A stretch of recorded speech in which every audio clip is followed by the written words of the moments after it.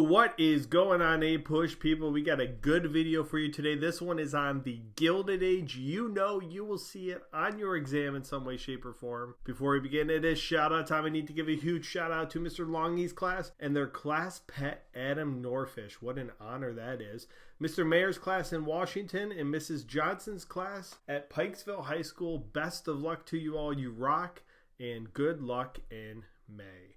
All right, the Gilded Age, a brief intro. This was a term that was coined by Mark Twain, Samuel Clemens. And it is the idea that although things appeared to be good on the surface, societal problems existed underneath a thin layer of gold. So although things appeared on the surface to be good, once you dug a little deeper, you would see that things really are not as good as they appeared on the surface. This time period is from 1870 to 1900. And also is a period of technological progress and economic growth. So let's jump over to politics and economics during this time period. Republicans and Democrats, they were split primarily over economic issues. Republicans favored higher tariffs, and Democrats advocated lower tariffs. And here is a young representative from Ohio named William McKinley, author of the McKinley Tariff of 1890, a very high tariff rate. Remember, if you see Republicans, chances are they're going to favor high tariffs. If you see a Democrat, chances are they're going to favor low tariffs. Currency was another issue that separated the two political parties. Republicans favored the gold standard, or having gold back up the value of the dollar, whereas Democrats and the Populist Party of 1896, they adopted free silver, which means backing up the value of money with silver in addition to gold. And here was 1896 Populist and Democratic candidate William Jennings Bryan, a young 36 years old when he ran for president. This would favor farmers and those in debt because there would be more money in circulation, and it would actually cause inflation and allow those in debt to pay off their debt more easily. And also during this time, there's a growing gap between the rich and the poor.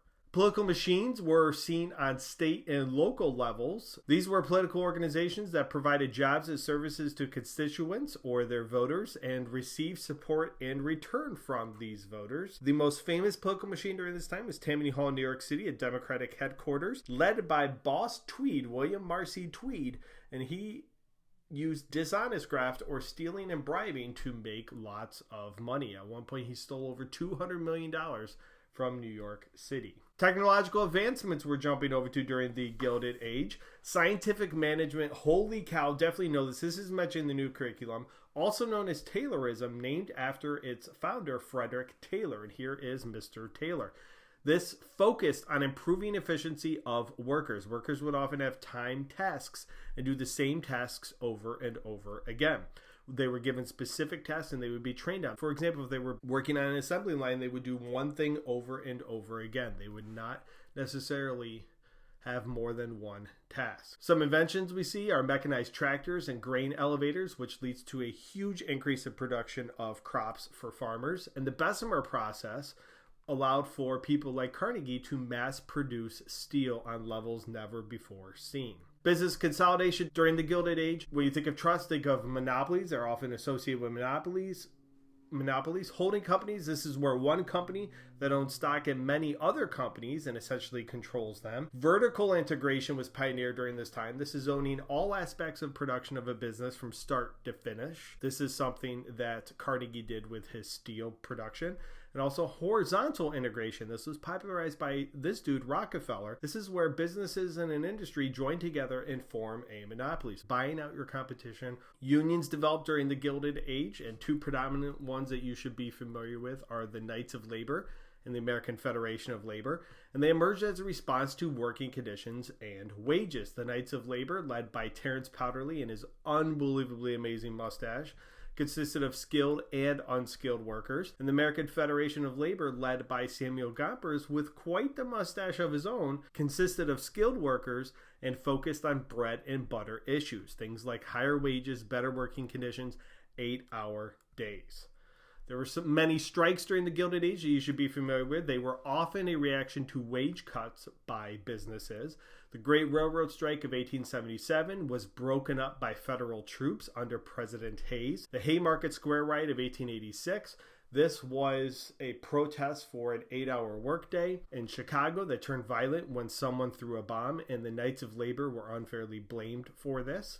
The Homestead strike was a strike at a Carnegie steel plant, and then the Pullman strike was over the Pullman Palace Car Company when the company cut wages and they did not cut rent prices in the town of Pullman. And in every single one of these strikes here, you'll see the government will side against unions and with businesses in breaking up these strikes. Farmers during the Gilded Age definitely know the Populist Party. I have a video on that. Be familiar with this organization.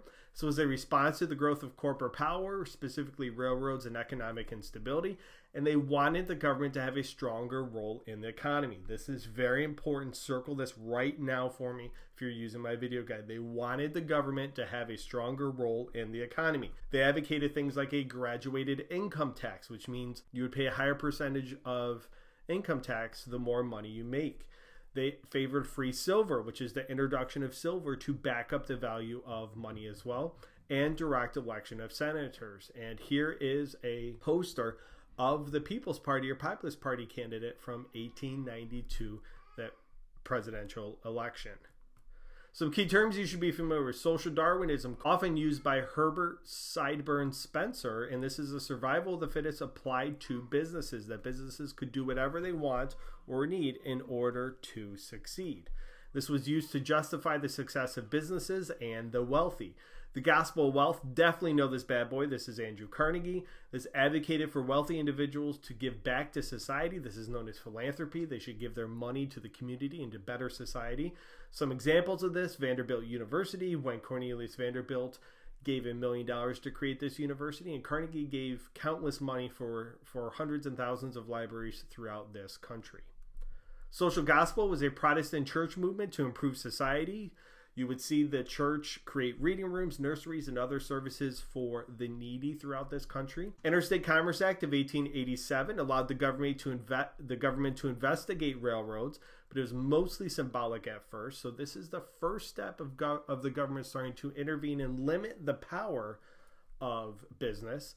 And the Sherman Antitrust Act from 1890 was when the federal government could investigate trust, and this will later be strengthened during the Progressive Era in the 1900s. So just know, with the Interstate Commerce Act and the Sherman Antitrust Act, you begin to see the government become more involved in regulating businesses. Okay, for some test tips, multiple choice and short answer. Definitely know the reasons for the creation and impacts of unions, consolidation of businesses, and the Populist Party. All three of those could be great short answer questions. Differences between Republicans and Democrats, be able to explain those, especially when it comes to currency and tariffs. And for essays and DBQs, you can see something on the impact of technology on workers and businesses during this time period as well. Thank you guys very much for watching. I do appreciate it. Best of luck on all your exams, especially the one in May.